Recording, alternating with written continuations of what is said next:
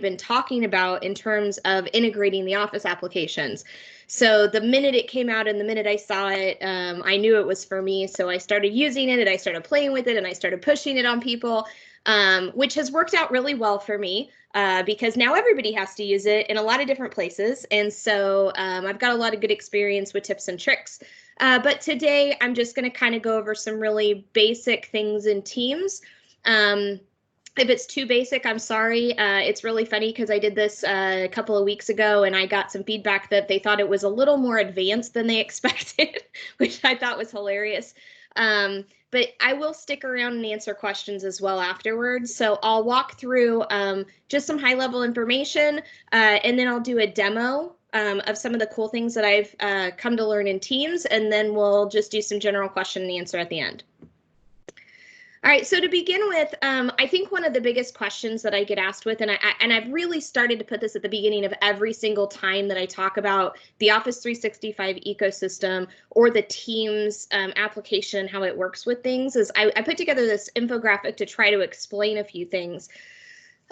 Basically, the long and short of it is we've moved to this idea where all of our applications in Office 365 get their permissions management from the Office 365 group. And so when you think about an Office 365 group and you think about using things like SharePoint, your Exchange calendars that live in Outlook, your email, even things like Stream and Planner, when you're associating them back for permissions, they all kind of tie back to that Office 365 group. And the thing that people ask me all the time is, well, when should I use what? And what's the difference between Teams and SharePoint? And what's the difference between Teams and a group?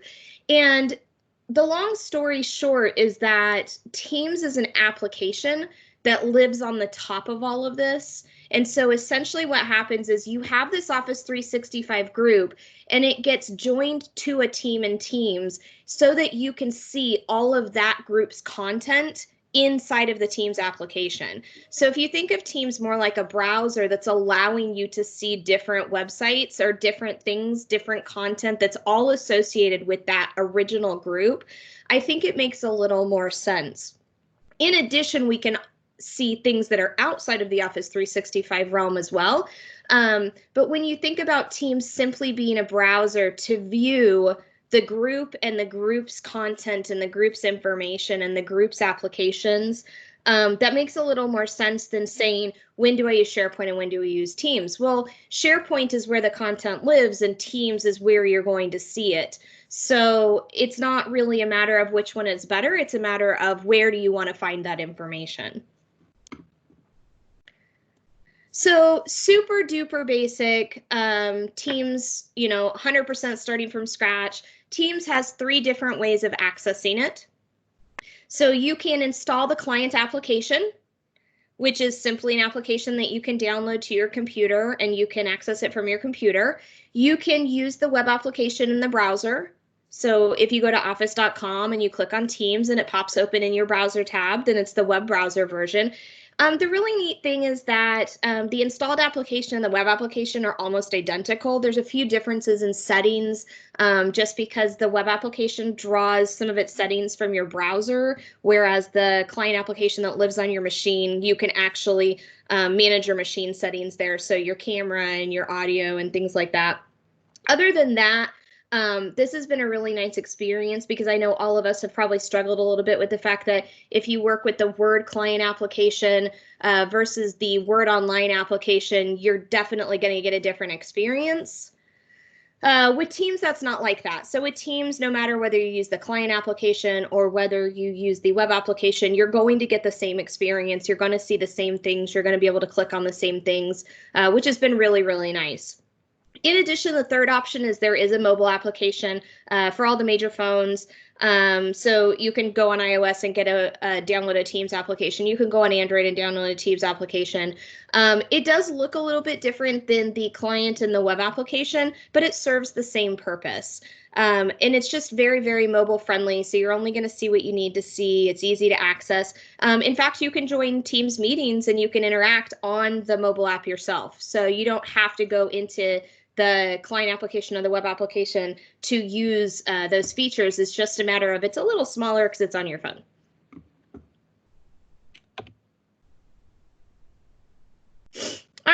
So when you go to sign into Teams, it's pretty simple, and I put this deck together so I can send it afterwards so you have this as a point of reference. I will walk through a demo at the end so you guys can see how this actually works in Teams. But I've got this in here for the different types of applications depending on what you're trying to get to.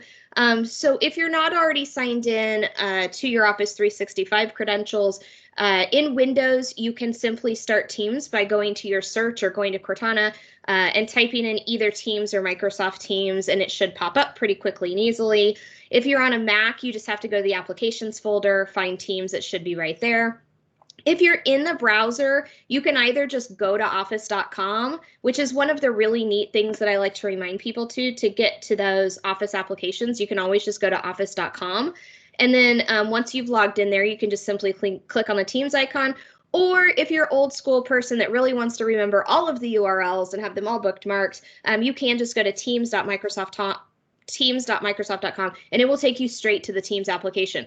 If you are logged in, it will just open Teams right away. If you are not logged in, it will ask you for your sign-in credentials and you'll just have to sign in there.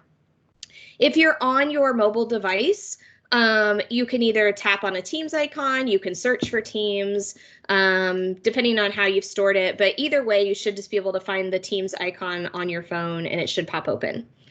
If you're not already logged in, like I said, it will ask you to log in.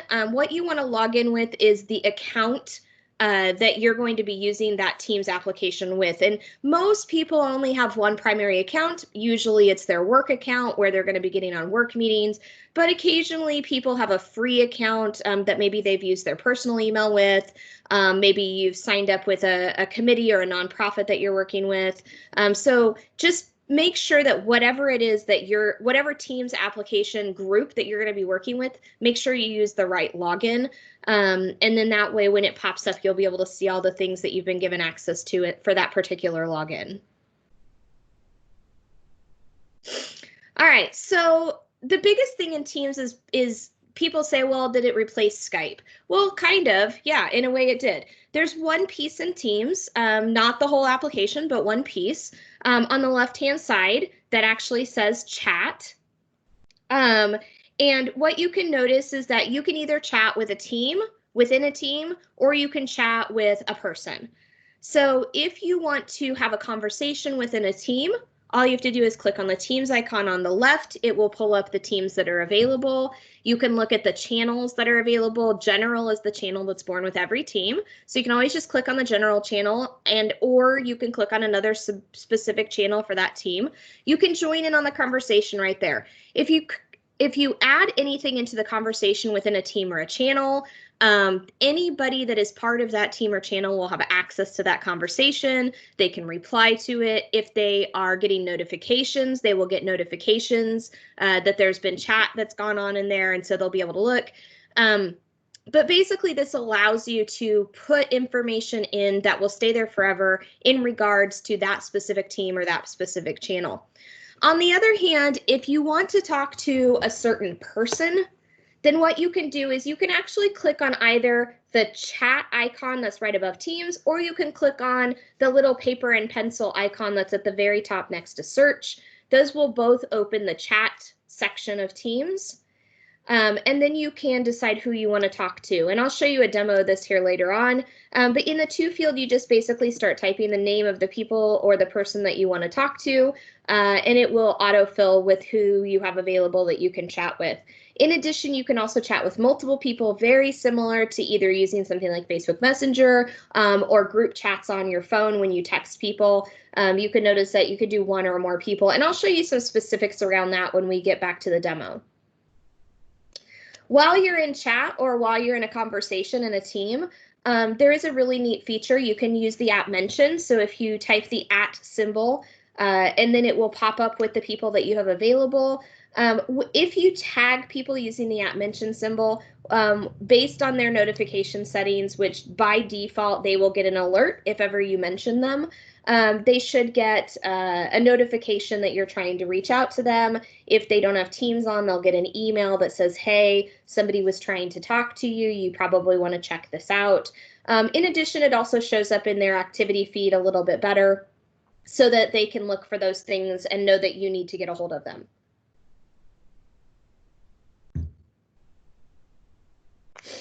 While you're chatting, either in a conversation with your team or group or with another person, there's a lot of different things you can do, and I'll show you some of these in the demo. But one of the neatest ones is that a lot of people don't realize that you can share files directly in the conversation. So in the past, we've had to either attach a file, or we've had to share a link, or we've had to go find that thing. And now we can just simply go into the chat, and there's a little paperclip underneath where you're chatting with your information. And you can actually choose a file to share with that person or group. So you can go into existing teams and channels that you have access to find a file. You can go into your OneDrive to find a file, or you can upload it directly from your computer. If you are chatting with within the conversation of a team or a group, then those files are actually stored in the files section of the team that you're participating in. If you are talking to a person or persons, then those files are actually stored in your OneDrive, and unique permissions are applied automatically, which is really cool, because then later on you can manage those directly from your OneDrive and you don't have to go hunt them down somewhere else. That said, I'll also show you when I do the demo how you can find the files that you've shared with those conversations in the history, which is really neat, because then you don't have to go digging for them in OneDrive if you don't want to, but just know that that's where they live. So while you're chatting with everybody and you're trying to keep up with things, there is a really neat feature in Teams called notifications. And if you think about this like your inbox, so we all live in Outlook every day, and the first thing we do is click on the top left for our inbox. Two things happen. One is there's a little red bubble that tells you if there are any new notifications that you may have missed. But the other thing is you can actually click individually on each of those notifications, and also you can look at what's in your feed, and that way you can go back and look at things. And if you kind of equate this to your Outlook inbox, it becomes really easy to use the notifications and activity feed, because it's very, very similar to how you work with your inbox. All right. So this first one is just this little bell up here that says activity. But if you want to look at the feed itself, you can actually see that there's going to be a summary of what's going on. And I'll show you in the demo how you can kind of drill into this and look at some different pieces of this and narrow it down to certain things, because there's a lot of stuff that comes into your activity feed and you don't necessarily want to see all of it at once. So the two main pieces of organization in Teams, remember how I showed you how it ties back to the group? So a team is essentially synonymous to an Office 365 group in Teams. Well, under that, you can break that team down into subgroups or subtopics, and those are called channels. So you can see that a team is just simply a collection of people, conversations, files, and tools all in one place, just like a group.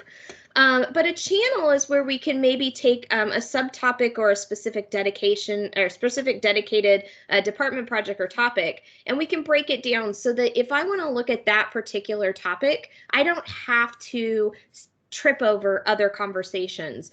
And that way we can narrow our focus of our group down to one place. But the really cool part is that all still lives within one team, so we all have the same people. The only way to get around that is you can also have private channels, and private channels will allow you to designate a subgroup of the people that are in your team. So let's say, for example, we have 20 people in our team. We want to have an administrative group, and we only want to have 5 of those team members available in the private channel to see things. You can break it down, create a private channel, and only have those 5 people. However, what you can't do is bring people that are not inside the team into your private channel. So when you do when you do a team, it's everybody that's inside that team. If you do a private channel, it's a subgroup of the people that are in the team. And they have to be in the team to be in the private channel as well. But if they're in the team and it's a public channel, then everybody in the team has access. All we're doing is basically making it so that it's easier for people to find the specific topic or area of interest that they're looking for. And then the files and the conversation and all of the resources that they use can be limited to that particular topic, so it's easier to get to. It's really easy to make a channel. You just simply click on the ... next to the team, and there's an add channel option. and all you're going to do is give it a name. There's a little key in here that basically says, I automatically want to show this channel for everybody. All that does is it allows it to show on people's Teams application automatically. Instead of being in the 32 more channels option, it shows up here so that they can actually see it.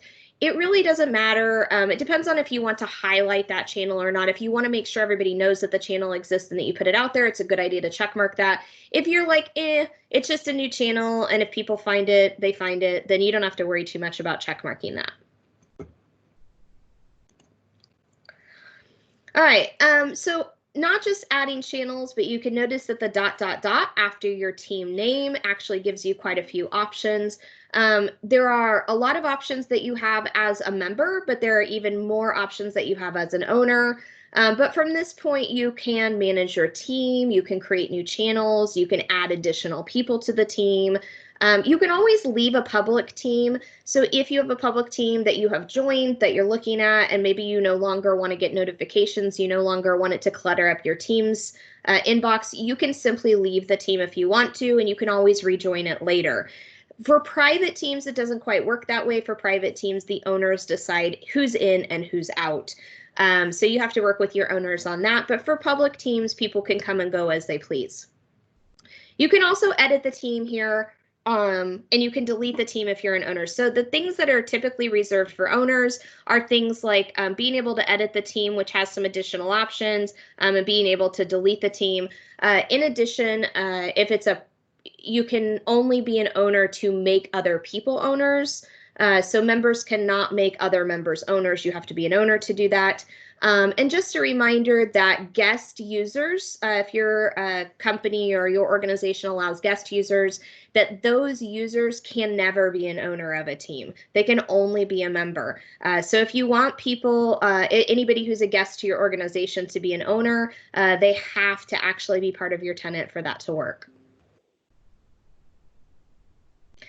Another nifty thing that a lot of people don't realize is that inside of Teams, you can actually access your files directly, and I'll show you this in the demo. But if you, on the left-hand side, if you click on the files icon, you'll notice that you can see I can access information that's in Teams. I can look at some of my recent files that I've worked with, but there's also a quick shortcut to OneDrive. This doesn't give you the fully featured functionality that you have if you go to OneDrive specifically, but it is a really nice place if you just need to grab something really quick, if you need to look at files, if you need to add files to your OneDrive and you don't want to have to open OneDrive to get there. So it is a little bit of a lighter version, but it's really easy to get to it from here. All right, I've also included a couple of quick resources in here for you guys. One of my favorite that a lot of people don't even realize is out there is the support.office.com. And support.office.com actually has a training area associated with it. So if you just simply go to support.office.com and click on training,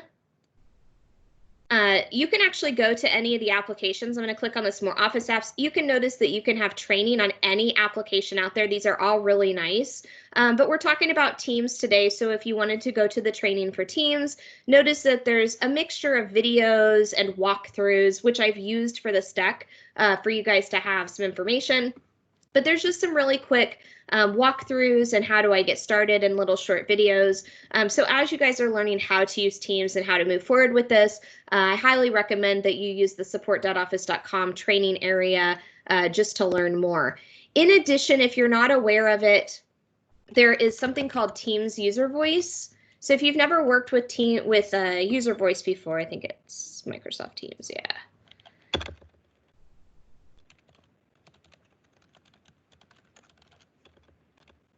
So as we all work on this together, you know, one of the big things for a little while was people were really excited because Zoom had backgrounds, but Teams didn't, and so they were jealous.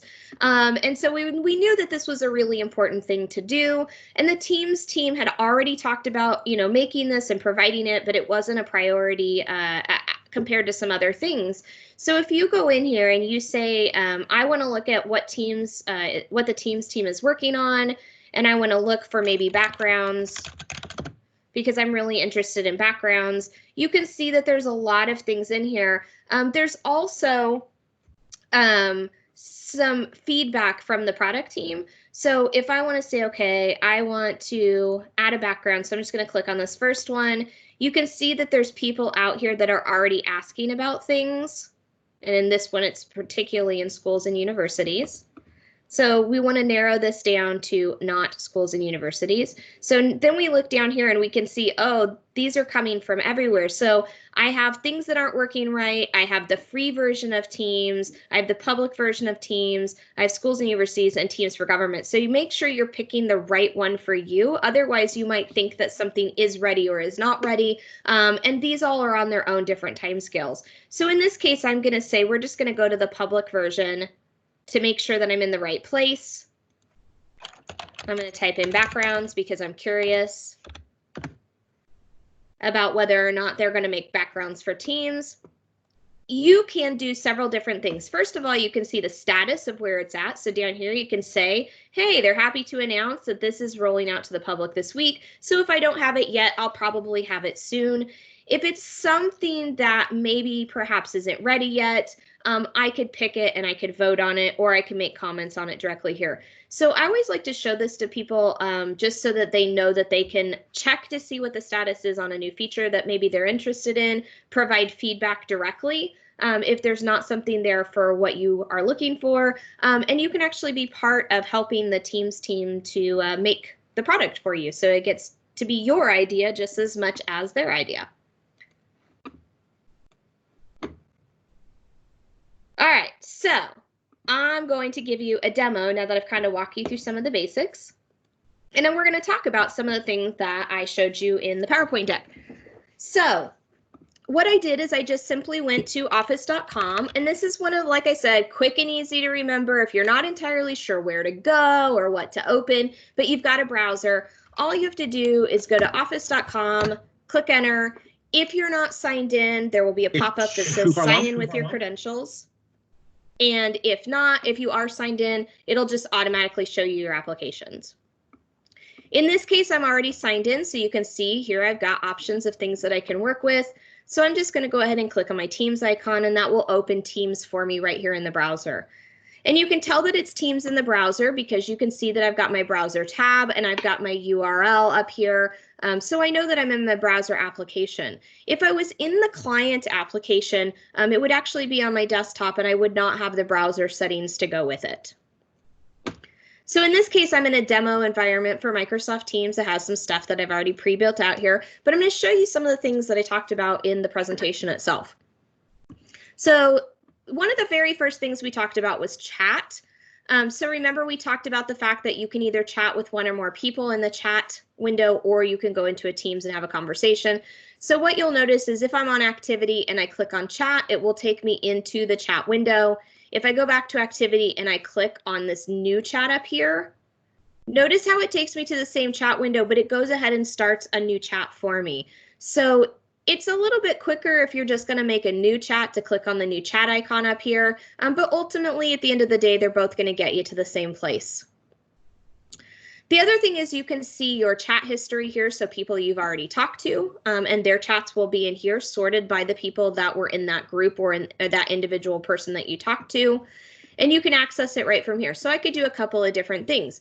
If I want to talk to Jonathan about something, I could simply click on his name and it's going to show me the history of the chats that I've had with him. And I could just simply continue to chat with him right here.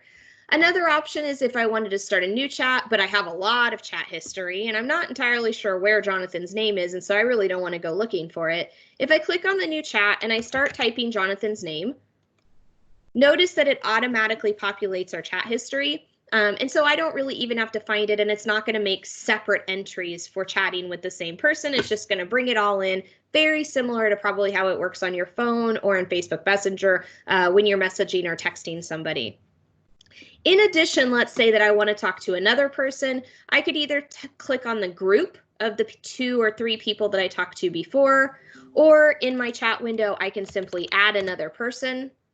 And notice how it will change the chat history to the history of that particular group. If maybe, for example, there's somebody that I haven't talked to yet, then I get a couple of different options.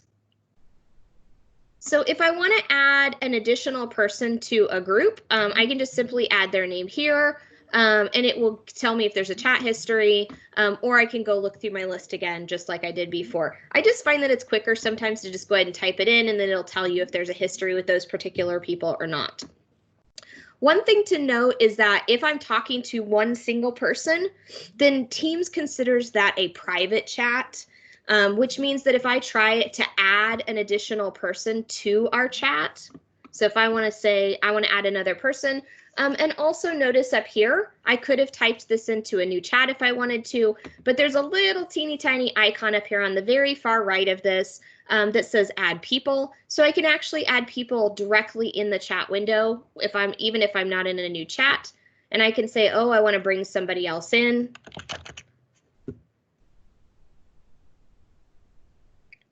And notice what will happen is that it will keep the original private chat separate, and it will create a new group for those people. And that way I don't have to worry about the fact that I've got a private chat going on and I don't want to bring additional people into that private chat. And you don't really get an option of whether or not that person can see the history, because Teams considers it a private chat. So it's automatically saved off to the side. Now, if I have an existing group chat and I want to do the same thing and I want to bring another person in,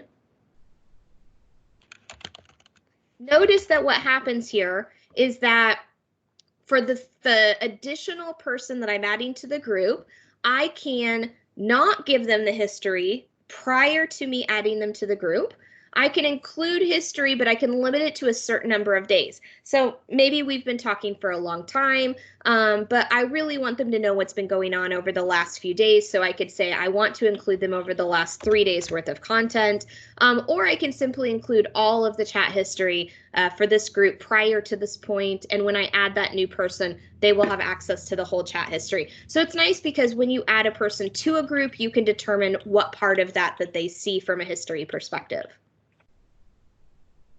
In addition, whether I'm talking to an individual or whether I'm talking to a group of people, while I'm inside of this chat window, I also have the option to either do a video call or do an audio call, and it will automatically include whoever's in the chat. So if it's one person, it will be the one person. If it's multiple people, it will automatically be a group call or a group video chat. So this is the piece essentially that has replaced Skype in terms of chatting, calling, and video calls for you to talk to your people.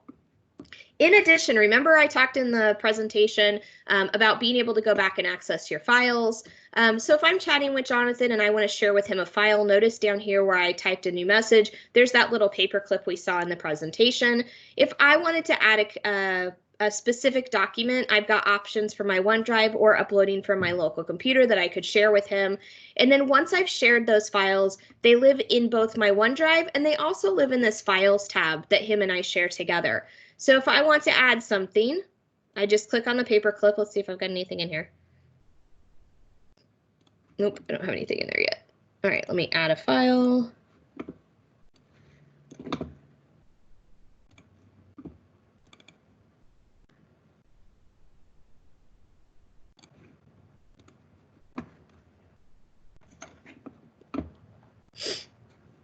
All right, so I'm going to send this file to Jonathan because I want him to know about it and I want to share that information with him. So I'm going to, send him this picture of a coffee maker because it's super exciting and he wants to see that. And then what you notice is two things happen. First of all, notice how I can click on this Files tab and I can find the file that I shared with him. But if I really want to know the source of it, I can actually go directly to my OneDrive. And it will be stored right there in my Teams chat files in my OneDrive. And you can see that it's been shared out directly to him. And so I didn't even have to do that. I didn't have to share it with him. Teams did that for me, which makes it really super easy to be able to find those files that I'm sharing. So it looks like Jonathan is responding to me and he's got some files that he'd like to share with me as well. So notice how I can see these files come through when I click on the Files tab. There they are, easy for me to find based on the history that him and I have together. The other thing is while I'm in here, I can do some other fun things. So things like adding GIFs and memes. I can format my text, all kinds of fun stuff. but much like most social media, I can also like or heart or give emoticons to the message that he sent me. There's also a few other little neat things I can do with the ... that's right here. One of the really cool things that I like in here is you can actually save particular messages. So if you click on the ... there's this nice little bookmark feature. And to be able to go back and find that, you just click on your either your picture or your initials, whatever you see at the top right. And notice there's this saved bookmark option. And then it will actually show you, it'll take you directly to your saved items. And so here I've got this chat with Jonathan, and it's this particular message that will show me where it's at. So if I go, I can do that to something else. So let's say, for example, I want to save this meme so I can find it later. Now I just go back to my settings right here, click on saved, and check it out. There's a special location for those saved items. And when I click on them, it takes me directly to the item that I saved, and it highlights in yellow. All right. So that's chat kind of in a nutshell, high level. The next piece that we talked about was Teams. So you notice that if I click on the Teams icon, you can see all the teams that are available to me. Remember, we talked about the fact that these teams line up with a group. They always have a general channel that's kind of like their first floor. If you think about an apartment building and it has a first floor, the general channel is kind of like the first floor. You have to have it for it to be there. But then I can actually create additional subtopics or sub channels. I can have them be public or private. So in this case, these are public. You can see for my private group or my private channel, I've got a little icon here, and that tells me that that is a private channel. I don't even have to worry about it. I can just look down. If you are not part of the private channel, it just will simply not appear on your Teams list. You won't even see it. So if you're in it, you'll see it. If you're not in it, you won't see it. So within my particular teams, I can click on different channels, and you can see that I've got conversation history in here. I've got files that I've shared out with this particular channel. Maybe I've got some tabs of things that I wanted other people to see that are in here. So all of this stuff is stored within the context of the channel itself. General essentially is designed for everybody in the channel or everybody in the team to basically share, kind of as that common room or that first floor. But then maybe I want to go more specific. So in this case, I have a corporate challenge team. We've got, here's all the general information about corporate challenge. Here's where people are asking questions. But then I've got additional channels for my subtopics. So maybe if you're interested in bowling, you'd be more interested in the bowling channel, or maybe if you're interested in cycling, you'd be more interested in the cycling channel. And I know that there are certain people who really like cycling, so I'm going to go in here and I want to make sure to share some information with them. So you can do things like sharing meetings, sharing files, just like I showed you before, that are specific to this particular channel. And the really nice thing is people don't have to go hunt for it anymore. Like I don't have to go into general and click file and look for the cycling stuff. I can just go straight to the cycling channel, and it only has the stuff that's relevant for that particular topic. In addition, there's this really great value add called tabs. So if you look up here on the top, I've got some different things than what I have in my other channels. So if I go back to bowling, notice that it's got post, files, and wiki. It's kind of born with some basics. But then when I go to cycling, hey, check it out. There's all these other great things. So because a lot of my cyclists are really interested in the Tour de France, that might be a good thing to share with them. Maybe we've had a meeting already and I wanted to share that meeting with them. I could put it in here. And all that you have to do that is click on this little plus right here and select the content that you'd like to share with your team, whether that be just a generic website, maybe a video or a channel from Stream, maybe a specific SharePoint list or library, or even just a Word doc that I want to share with my team. I can pick all of these things. And if you're using something outside of the Microsoft ecosystem, so say, for example, you guys are using GitHub or you're using Jira or you're using, some other type of task management system that you want everybody to have access to. As long as you have the login details for that, you can just click on it and it will add it as a tab for that particular team or channel. The big thing to remember is if you use something outside of the Microsoft ecosystem, that you still have to have login credentials to use it for each individual user. So if you share, for example, box.com, and you want to put a tab out here, it does not automatically give people access to box.com. It only gives them access to, or it gives them the prompt for them to log in there. If you have a specific URL for box.com, you can use that as well. Once again, they'll have to have credentials to access the content. All right, but you can put some specific things out here. So then that particular group has access to the things that they need in here, and they can see it. These are just some examples. So here's where I added a tab with a Word document. So here's some information about Corporate Challenge. If people wanted to look at the flyer, I've got it right here in the general channel. All right. So another thing we didn't really spend a lot of time talking about is the calendar. Right now, basically the calendar is just a copy of your calendar. So anything that you see in your Outlook calendar is what you're going to see in here. You can work with it, you can see it, you can access your calendar information. You can also add things directly in here. So let's say, for example, I wanted to add a new meeting. This is one of the biggest questions I get, and I talk about this in detail in a whole nother session. But I want to meet with somebody. I can either meet directly with them, which is basically very, very similar to if I'm in a chat and I click on the video chat option. This is very, very similar. It's just going to go ahead and start a new meeting that I can add people to, or I can schedule a meeting. And I have the option to schedule a meeting or a live event, which is a whole nother topic, but feel free to look it up. If I schedule a meeting from Teams, I have the option to simply create a meeting, and it's very, very similar to what you would have done in Outlook. The only difference is you don't need to click the Add Teams Meeting because you're already in Teams, so it knows it's a Teams meeting. If you want to add it to a channel, you can, but you don't have to. If you add it to a channel, what will happen is it will actually add it to the channel conversation, and it will send out notifications based on your Teams notifications preferences. So I highly recommend that you play with both of these and see how it works before you use one. I find that in general, if I'm trying to schedule a meeting that is specific to a channel topic or specific to a team, doing it inside of Teams is really handy because I can post it to the channel, and I'll show you what that looks like. But if I'm going to simply just make a meeting with me and one or two separate people, a lot of times I'll still do that in Outlook just because I live in Outlook to schedule meetings, and it makes a little bit more sense for me right now at the time. But if you do choose to make it in Teams and you add it to a channel, what will happen is if I go back to my channel and I look at the conversation history or the posts that are in that channel, it will look just like this. It will say that I scheduled a meeting. It will have the information in there. And then if they hover over it and they click on it, it will take them directly to the meeting details and the option to join that meeting. So it is kind of handy if you specifically want a channel or a team to have that information and not have to look on Outlook for it. You can just pop it in there by adding the channel to the Teams meeting. All right.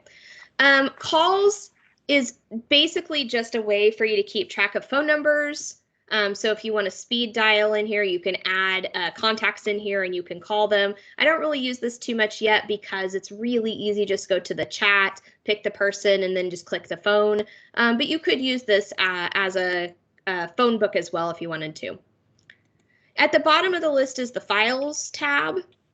And when you click on the Files tab, you'll notice that you can see the most recent files that you have worked with right here in Teams. I can look at all the files that I have access to in Teams that I've been working with lately once it updates.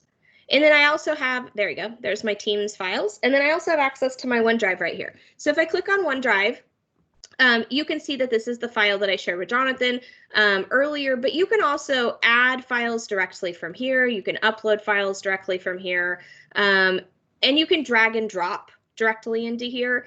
But the big thing is notice that some of those extra OneDrive features like move and copy are not quite as easy to use in here as they are directly in OneDrive.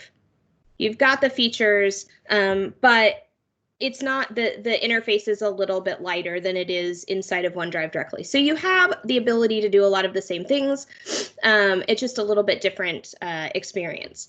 But I like it because you can access it right here. Another really cool thing that people don't realize is that you don't have to be stuck inside of the Microsoft ecosystem. Maybe, for example, you're using a Google Drive in addition, or you're also using a Box.com license. If you notice down here at the bottom, there's this button that says Add Cloud Storage. You can click on this and you can link directly to your Google Drive or your Box.com or your Dropbox account, or if you're using Citrix, you can actually click on this, and once you've logged into it, it will associate this with your Teams application. And right here where it says OneDrive, there will also be links for any of your other accounts, so you can access your files right here. Super easy. You can also do that in a team.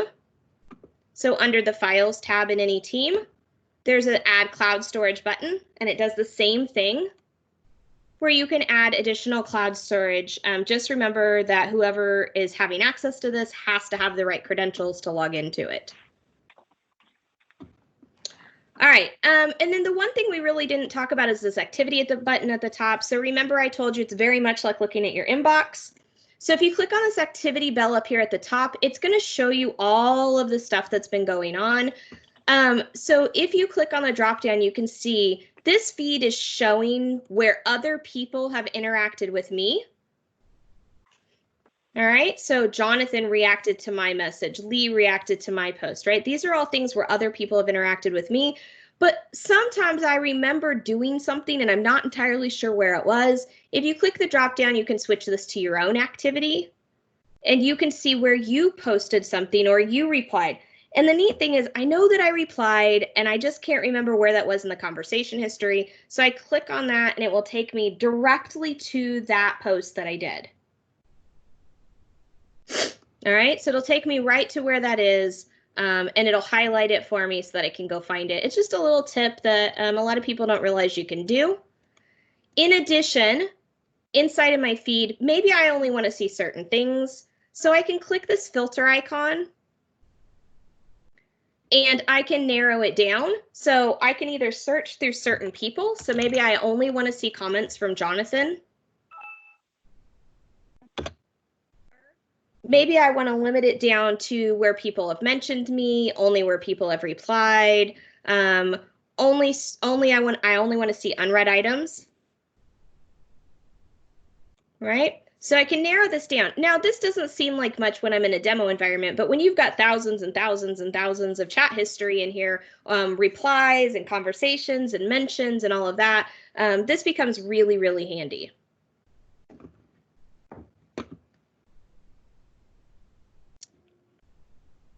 All right. And then the other thing that we really haven't talked much about is the fact that we can add additional applications into Teams.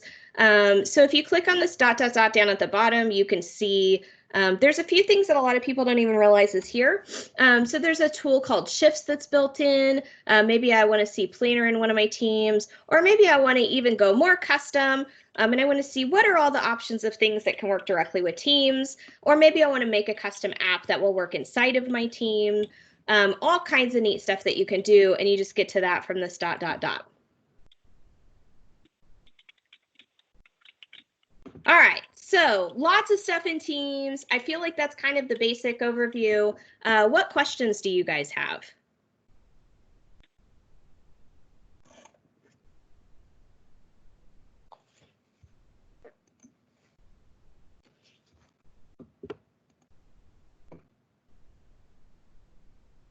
What? Go ahead and feel free to come off mute.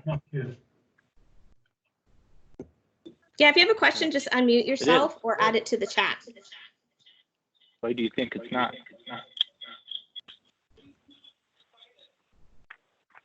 So it looks like Alan is asking a question about, do you see shifts being used?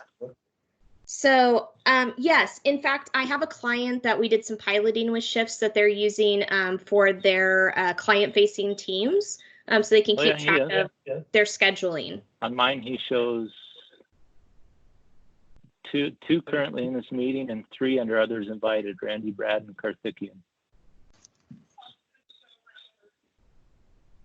Okay, let's see. Christopher asks, what's the difference of live events and meetings? So a live event is more like a webinar, where essentially you're going to have a speaker and people to manage that production. The biggest difference between live events and meetings is that in a meeting, so just like this, you guys are able to take yourself off of mute, talk to me directly.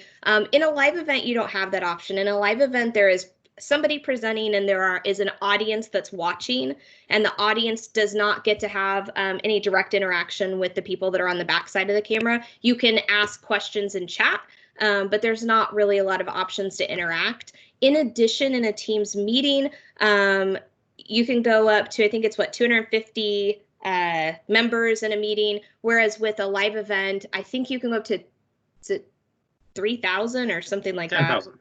10,000. The current number is 10,000. Yeah, 10,000. So you can have a lot more people in a live event than you can have in a Teams meeting. A Teams meeting is really designed to be collaborative in nature.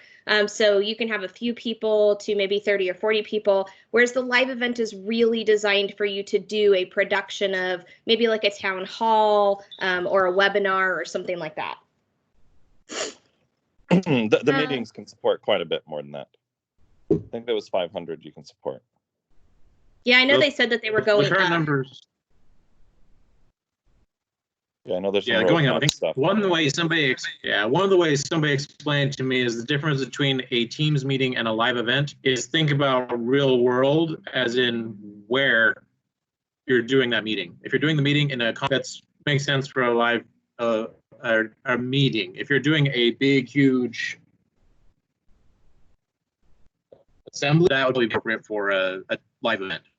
Yeah, we did a meeting with 100 people recently, but the intention of that meeting was interactivity. You know, we were trying to do a workshop, so it's possible to do fairly large meetings too. But a lot of it comes down to the mute controls and being able to keep control. And there's a bunch of roadmap items related to that I can't go into.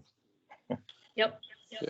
So Yeah, the other thing we heard about was that 250 was the max for a Teams meeting, and I think 10,000 was the max for a live meeting.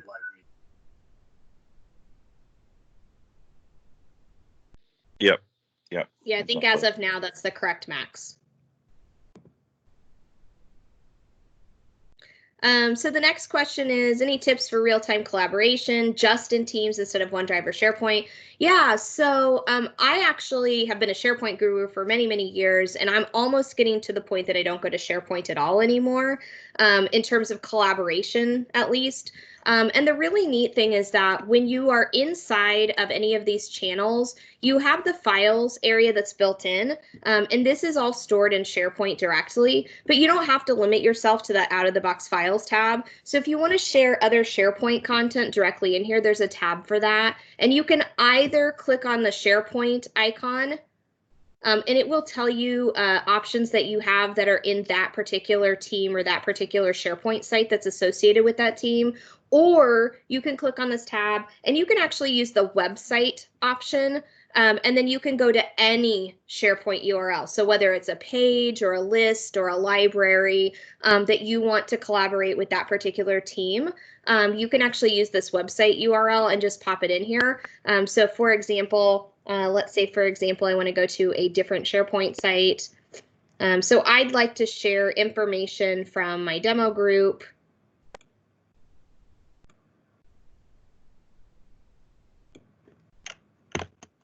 Directly inside of my cycling group for some reason. So here's my demo SharePoint stuff. I can just simply paste that URL from that document library and save it here. And then nobody needs to go into that SharePoint site because there it is. So they can actually work directly with the content from SharePoint in any Teams or channel as long as they have access to it. So if they didn't have access to it, just like any good old SharePoint site, they would get an access denied here. But it's really nice in terms of collaborating because you can just have it as a tab, as a separate SharePoint site. You could even do a page. So I do a lot of this where I'll make a custom page. And I'll put something specific on that page in a different site. And then I'll just copy the link for this and share it using that website option again. And then you can just paste it, pop it in here.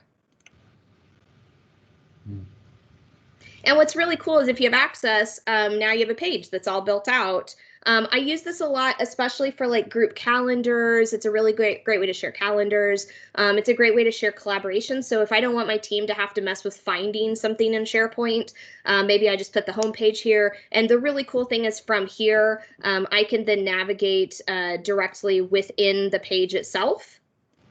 So notice how that web part still reacts to me just like it would on the page. And if I click the CL, notice how this is going to update within the browser, within the Teams tab. And I didn't even have to go to SharePoint for that. So it's pretty handy. The same works for a Power App. If it's a Canvas app, you can paste the URL into that website URL link at the top. And that way, whoever builds it is building in SharePoint and in Power Apps. But then the end users never have to go to either of those two programs. They just go to Teams, have it right there. So there's the next question is for Teams and for meetings and live events, is the ability to pull a report of attendee information possible now? I know for live events previously, I've just downloaded the attendance report. Ryan or Joel want to speak to the attendance? I know I saw an option in my tenant to be able to enable a report, but I'm just trying to find some documentation. I know it's brand new. Where that was. I just don't know what the status is. Yeah, it is there as well. There is an attendance report, but it's not, I would say, it's maybe kind of like realistic. Like the attendance report isn't as great as, say, the GoToMeeting ones or GoToWebinar ones at this point. Like it's not as rich. There's not as much detail at this point. Yeah, I was looking to see. I think I've got one. Yeah, so this is what you currently get if you download the attendee. Yeah, it's not attention. If you're looking for were they actually watching. Yeah, it shows you who attended, how they attended, and when they kind of joined and left. So it's pretty basic. If it will give you a list of the people and their information, but it doesn't give you much more than that. Okay, let's see. Live meeting. Oh yeah. So Jonathan, that's a really good point. For live meetings, there's a hard stop after 4 hours. So from the minute you click the button to start the live meeting till 4 hours, at 4 hours, it will shut off no matter what. The other thing is if you stop the live meeting, you can't start it back up. So there's like no stopping and starting. It's just you're on or you're off, which is why, like Ryan mentioned, it's really better served for things where you're going to be pushing out information to an audience of some sort. It's already planned. It's already scheduled. It's probably already scripted. You're going to put that out. You're going to push it out. And when you're done, you're done. And then most people are going to view that recording afterwards if they don't attend the first one.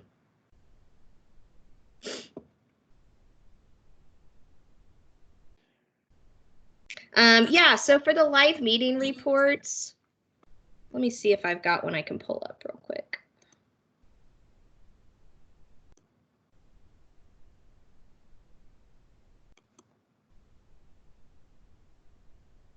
So what's going to happen is when you make your live meeting,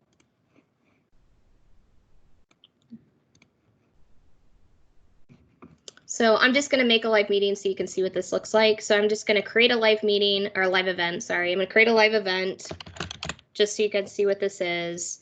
It doesn't really matter any of this stuff as far as the demo. You can have presenters or producers. Put the information in there. Here's the big tip. Always scroll down for some reason. There's always information down here that people miss.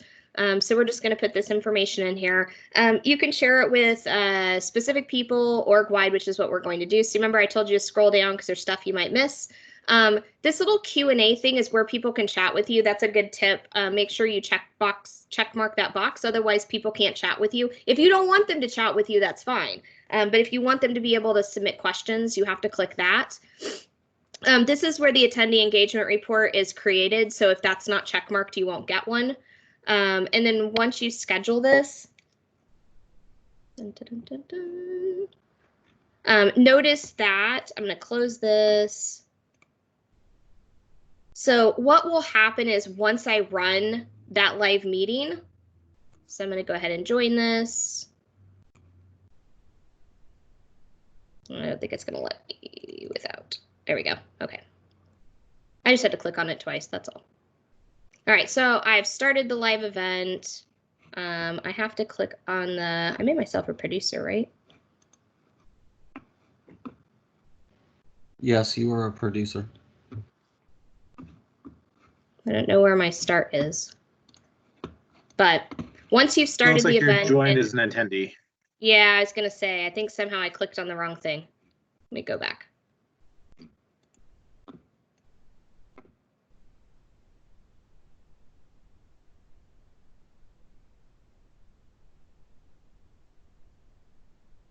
Yeah, click the join at the top there. Yeah, that's right. Oh. It's wanting me to do it in the app for some reason. Yeah, So anyways, you can't be a producer on the web app. Apparently not. But that's a good tip to know. Haven't ever done, I've always used the client app. I've never used the web app for that. Yeah, you also can't be a presenter from the web app either. If you want to be able to share any content in a live meeting, you have to use the app. So another good tip too is that anybody that is a producer or presenter has to be in your tenant, even if it's a guest. Make sure so what I do is I create a user group team and then I just simply invite them to that so that they can be a guest in my tenant. It's super easy. And then after that, they have the ability to be a producer or presenter. But the attending engagement report is right here. It's right afterwards. You click on this and it'll be right here in this section. And there's just a download button for it. So it's pretty easy to find. One other thing to point out, Sharon, when creating a live meeting, it says in that meeting maker, don't share this with your attendees. That meeting maker is for your producers and presenters. And then there's a link that it will get the attendee link. And typically you create a different meeting with that link. Or yeah, so it's maybe get attendee link at the top. Right. Maybe put that out on your Eventbrite or your Teams meeting or whatever for the attendees. Yep. Good tip. Yeah, this join option is for the producers and presenters, and this get attendee link is only for attendees. All right. Next question. Edit in Teams or edit in browser is the same. Editing what?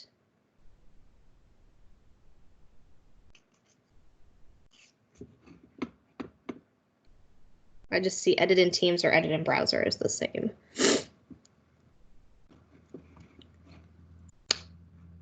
I think if you're just talking about editing content, then it's the same. Basically you're using the browser apps inside of Teams. So a lot of the stuff that you would do in like Word Online or Excel Online is going to have the same experience in Teams when you go to edit that item. So if I go in here and I click on files and I want to edit this Word doc directly in Teams, it's going to be really similar to the experience that you get in the Word Online because it's just kind of a browser-based application. So it's going to be almost the same as that Word Online. And if I wanted to open this in the application, then I have to click on this Open in Desktop app, and that would actually open it in the client application, and I could do what I needed to do in the client application itself.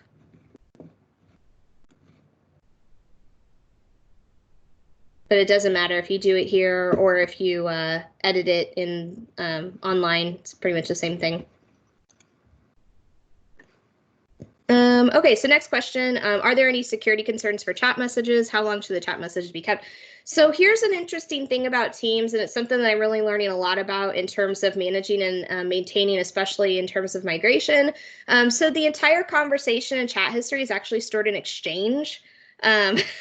completely separate from everything else. So Teams itself doesn't really store anything at all. It's just a pass-through application. That's why I said it's kind of like a browser. And so the calendar information and the conversation history for everything is stored in Exchange. And as far as how long chat messages should be kept, that's going to be up to your governance in your organization. So this is where we get into the really important conversation of if you're using Teams in your organization and you don't have governance around it, you probably should, because you need to know kind of who can do what and how much should I keep and where does it live. Because I'm going to tell you now, if you try to move it around, you're not going to be a very happy person, because trying to move chat histories is really difficult right now. You can copy and paste, but there's not a lot of easy, I don't know if there's any out of the box way to do it really that is easy for anybody to do. So I highly recommend that you get that kind of sorted out and organized and have some governance around it prior, because that way if something does need to change, you know kind of how to do that.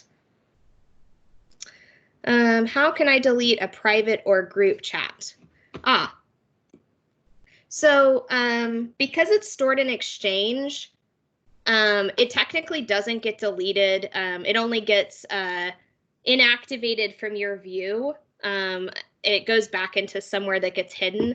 But there is this discard option for the text. So you can actually remove. Oh, this is the discard. Wait, where's my delete option? Here. Oh, that's right. Sorry. So you can only delete your own. That's right. You can only delete your own messages. But they don't actually get deleted, I don't think. I think they're just stored in Exchange and inactivated. Because I know I ran a report on one of them and there was still deleted messages in there. So I think it depends on how your security settings are all set up in terms of retention also. But yeah, you can only delete your own messages. So it's right here on this ... and just click delete. I was thinking that there was a way to delete the whole chat, but I can't remember. Maybe that may not be there anymore. It's been a while. All right, any other questions?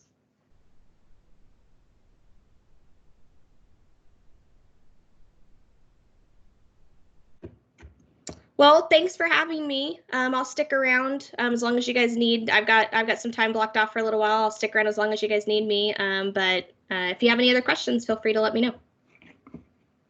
And oh, and I'll put my information up in case anybody needs anything. So if you need to reach out to me, so Jonathan made this super cool QR code. You can just pull up your phone and take a picture and it should take you to our contact us form. This is my email address. So if you want to email me, I'm always happy to answer questions. Feel free to follow me on Twitter. I mostly share Microsoft stuff. So it's pretty safe bet. You're not going to get anything too crazy. And then we also have a bit.ly for our contact us form as well. So if you need me for anything, I'll just leave that up there in case anybody has anything afterwards. Cool. Thank Sharon, you, Sharon. Thanks, Sharon. Are you posting the slide deck to SlideShare or anywhere? I can. Do you guys have a preference? Do you want me to send it to you? Do you just want me to put it on SlideShare? If you can send it to us, we can put it up on the meetup. That way everybody can find it. I can do that. Yep, I'll send you a copy of it. Oh. Yep. Yeah, no problem with SlideShare too. If you want to tweet it out. Yeah, I try to go through on a regular basis and I push almost all my decks out to SlideShare. So you should at least be able to find one copy of everything out there, I think, at this point.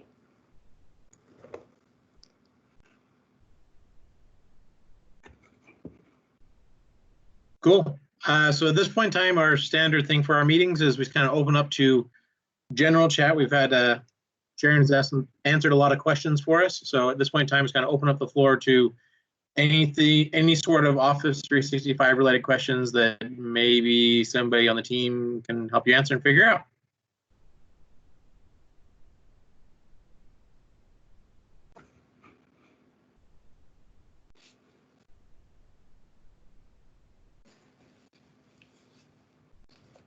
No questions today. Wow. Quite a bunch. Yeah. All right, then if we don't have any questions, we'll just let everybody get back to their day, wherever they may be. Thank you, everybody, for joining us. Thank you, Sharon, for your presentation. And everybody stay safe out there. Bye, guys. Bye. All right, thank you.